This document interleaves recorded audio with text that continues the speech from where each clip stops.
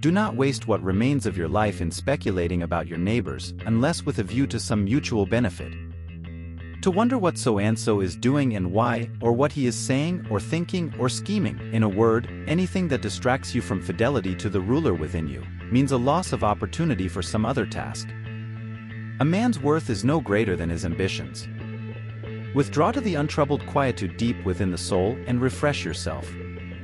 If you separate from everything you have done in the past, everything that disturbs you about the future, and apply yourself to living the life that you are living, that is to say, the present, you can live all the time that remains to you until your death in calm, benevolence, and serenity. Look well into thyself. There is a source of strength which will always spring up if thou wilt always look. Does what's happened keep you from acting with justice, generosity, self-control, sanity, prudence, honesty, humility, straightforwardness, and all other qualities that allow a person's nature to fulfill itself? So remember this principle when something threatens to cause you pain. The thing itself was no misfortune at all. To endure it and prevail is great good fortune. Why should anyone be afraid of change? What can take place without it?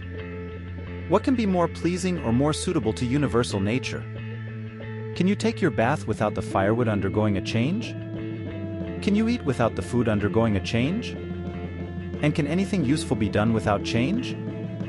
Don't you see that for you to change is just the same and is equally necessary for universal nature? Misfortune nobly born is good fortune. If it's in your control, why do you do it? If it's in someone else's control, then who are you blaming? Atoms? The gods? Stupid either way. Blame no one. Set people straight if you can. If not, just repair the damage. The blazing fire makes flames and brightness out of everything thrown into it. Time is a sort of river of passing events, and strong is its current. No sooner is a thing brought to sight than it is swept by and another takes its place, and this too will be swept away. Every man's life lies within the present, for the past is spent and done with, and the future is uncertain. In an expression of true gratitude, sadness is conspicuous only by its absence. If someone is able to show me that what I think or do is not right, I will happily change, for I seek the truth, by which no one ever was truly harmed. Harmed is the person who continues in his self-deception and ignorance. Soon you will have forgotten the world, and soon the world will have forgotten you. The soul becomes dyed with the color of its thoughts. Confine yourself to the present. All things fade and quickly turn to myth. How much more grievous are the consequences of anger than the causes of it? Do not disturb yourself by picturing your life as a whole. Do not assemble in your mind the many and varied troubles which have come to you in the past and will come again in the future, but ask yourself with regard to every present difficulty, what is there in this that is unbearable and beyond endurance? Happiness is no other than soundness and perfection of mind. Just as nature takes every obstacle, every impediment, and works around it, turns it to its purposes, incorporates it into itself, so, too, a rational being can turn each setback into raw material and use it to achieve its goal. Frequently consider the connection of all things in the universe. We should not say, I am an Athenian or I am a Roman, but I am a citizen of the universe. No man is happy who does not think himself so. Reject your sense of injury, and the injury itself disappears. The infallible man does not exist. Men seek retreats for themselves, houses in the country, seashores, and mountains, and thou too art wont to desire such things very much. But this is altogether a mark of the most common sort of men, for it is in thy power whenever thou shalt choose to retire into thyself. For nowhere either with more quiet or more freedom from trouble does a man retire than into his own soul. Remember that all is opinion. The only thing that isn't worthless, to live this life out truthfully and rightly, and be patient with those who don't. Do not act as if you were going to live 10,000 years. Death hangs over you. While you live, while it is in your power, be good. Welcome every experience the looms of fate may weave for you. Look back over the past, with its changing empires that rose and fell, and you can foresee the future, too. If you do the task before you, always adhering to strict reason with zeal and energy, and yet with humanity, disregarding all lesser ends and keeping the divinity within you pure and upright, as though you were even now faced with its recall, if you hold steadily to this, staying for nothing and shrinking from nothing, only seeking in each passing action a conformity with nature and in each word and utterance a fearless truthfulness, then the good life shall be yours. And from this course no man has the power to hold you back. Your time has a limit set to it. Use it, then, to advance your enlightenment, or it will be gone and never in your power again. He who does wrong against himself. He who acts unjustly to himself, because he makes himself bad. The happiness of your life depends upon the quality of your thoughts, therefore, guard accordingly, and take care that you entertain no notions unsuitable to virtue and reasonable nature.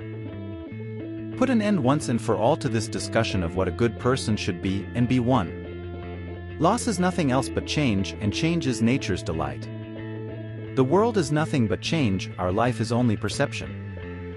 Don't let your imagination be crushed by life as a whole. Or is it your reputation that's bothering you? But look at how soon we're all forgotten. The abyss of endless time that swallows it all. The emptiness of those applauding hands. The people who praise us, how capricious they are, how arbitrary. And the tiny region it takes place. The whole earth a point in space, and most of it uninhabited. A person's life is what their thoughts make it. He who lives in harmony with himself lives in harmony with the universe. This is the chief thing, be not perturbed, for all things are according to the nature of the universal. Without a purpose, nothing should be done. He who pays no attention to what his neighbor does, says or thinks, preferring to concentrate on making his own actions appropriate and justifiable, better uses his time. How can a man find a sensible way to live? One way and one only: philosophy. And my philosophy means keeping that vital spark within you free from damage and degradation, using it to transcend pain and pleasure, doing everything with a purpose, avoiding lies and hypocrisy, not relying on another person's actions or failings. To accept everything that comes and everything that is given as coming from that same spiritual source. If you are distressed by something, it is due to your own estimate of it, and you have the power to change it at will. What we do now echoes in eternity. In the ways of nature there is no evil to be found.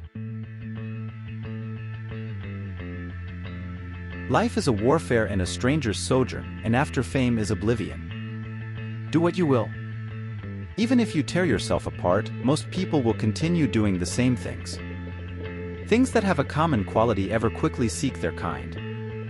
Begin the morning by saying to thyself, I shall meet with the busybody, the ungrateful, arrogant, deceitful, envious, unsocial. Nature which governs the whole will soon change all things which you see, and out of their substance will make other things and again other things, in order that the world may be ever new. God sees the inner spirit stripped of flesh, skin, and all debris. For his own mind only touches the spirit that he has allowed to flow from himself into our bodies. And if you can act the same way, you will rid yourself of all suffering. For surely if you are not preoccupied with the body that encloses you, you will not trouble yourself about clothes, houses, fame, and other showy trappings. Find joy in simplicity, self-respect, and indifference to what lies between virtue and vice. Love the human race. Follow the divine. What doesn't transmit light creates its own darkness. Keep constantly in mind in how many things you yourself have witnessed changes already. The universe is change, life is understanding. We are the other of the other. Nature has given to each conscious being every power she possesses, and one of these abilities is this. Just as nature converts and alters every obstacle and opposition, and fits them into their predestined place, making them a part of herself, so too the rational person is able to finesse every obstacle into an opportunity, and to use it for whatever purpose it may suit. The greatest part of what we say and do is really unnecessary. If a man takes this to heart, he will have more leisure and less uneasiness.